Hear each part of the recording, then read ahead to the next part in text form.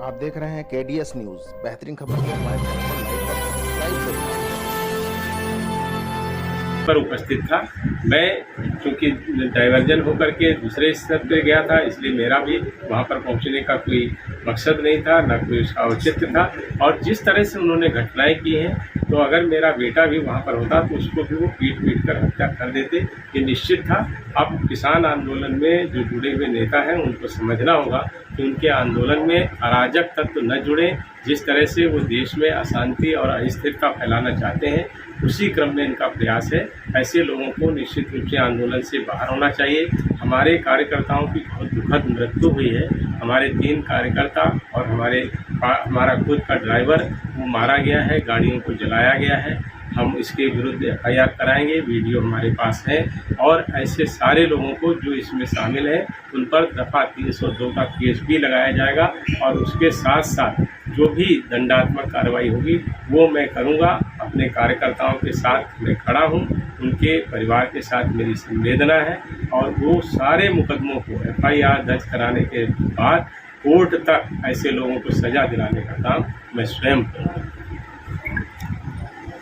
प्रतिवर्ष ये कार्यक्रम होता था और उसी कार्यक्रम को लेकर के आज केशव प्रसाद मौर्य जी उस कार्यक्रम में मुख्य अतिथि थे और मैं लखीमपुर से उनके साथ उस कार्यक्रम में शामिल होने के लिए जा रहा था। पहले से ये जानकारी थी कि कुछ किसान शांतिपूर्ण तरीके से वहाँ पर धरना प्रदर्शन कर रहे हैं और काले झंडे दिखाने का प्रयास है। लेकिन ये था कि लोकतंत्र में इस तरह की घटनाएं सामान्य होती हैं, इसलिए हम लोगों ने उसको कहा कि ठीक है, उनका कार्य है, उसको करें। उसके बाद जब हम वहाँ पहुँचने वाले हुए तो उसी दौरान प्रशासन ने हमारा रूट डाइवर्ट कर दिया। हम लोग दूसरी तरफ जाने से हमको कार्यक्रम स्थल की तरफ वो लेकर के गए। उसी दौरान हमारे जो कार्यकर्ता, भारतीय जनता पार्टी के कार्यकर्ता, मेरी गाड़ी में मेरे ड्राइवर के साथ कुछ और भी गाड़ियां थीं, उनको लेकर के रिसीव करने जा रहे थे। तो ऐसी जब उनको जानकारी हुई कि डाइवर्जन हो गया है तो वो उस रूट की तरफ बढ़े। उसी दौरान किसानों के बीच में छुपे हुए कुछ उपद्रवी तत्वों ने उनके गाड़ियों पर पथराव किया, गाड़ियों पर लाठी डंडे से वार करने शुरू किए, जिससे गाड़ियों में बैठे हुए लोग हड़बड़ा गए, हमारे कार्यकर्ता हड़बड़ा गए और उनको फिर खींच करके उन लोगों ने लाठी डंडों और तलवारों से मारा पीटा है, जिसके वीडियो भी हमारे पास है। और जिस तरह से ये घटना हुई उसके बाद उन्होंने ये भी चिल्ला कर कहा कि गाड़ी को नीचे धक्का दो।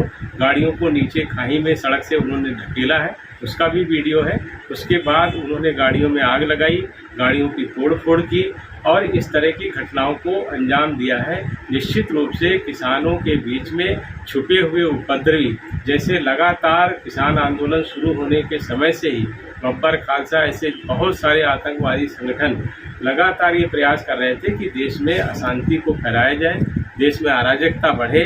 और इसी क्रम में मुझे लगता है ये घटना हुई है। अब इस पर लोग राजनीति करने के उद्देश्य से इस तरह की बयानबाजी दे रहे हैं कि मैं या मेरा बेटा, जबकि मैं तो उस स्थल पर कभी 15 दिन से भी नहीं गया हूँगा। जब मैं पहली बार आया था तो उस रोड से भले निकला हूँ। और जहाँ तक मेरे बेटे का प्रश्न है, हम लोग अपना जो कार्यक्रम ये करते हैं उसमें हज़ारों लोग शामिल होते हैं और वो ओपन में होता है, जिसमें पुलिस और प्रशासन के लोग रहते हैं, फोटो और वीडियोग्राफी भी होती है। और उस पूरे कार्यक्रम के दौरान 11 बजे से लेके कार्यक्रम समाप्त होने तक मेरा बेटा वहीं पर उपस्थित था। मैं क्योंकि डाइवर्जन होकर के दूसरे स्तर पे गया था, इसलिए मेरा भी वहाँ पर पहुँचने का कोई मकसद नहीं था, ना कोई उसका औचित्य था। और जिस तरह से उन्होंने घटनाएं की हैं, तो अगर मेरा बेटा भी वहाँ पर होता तो उसको भी वो पीट कर हत्या कर देते, ये निश्चित था। अब किसान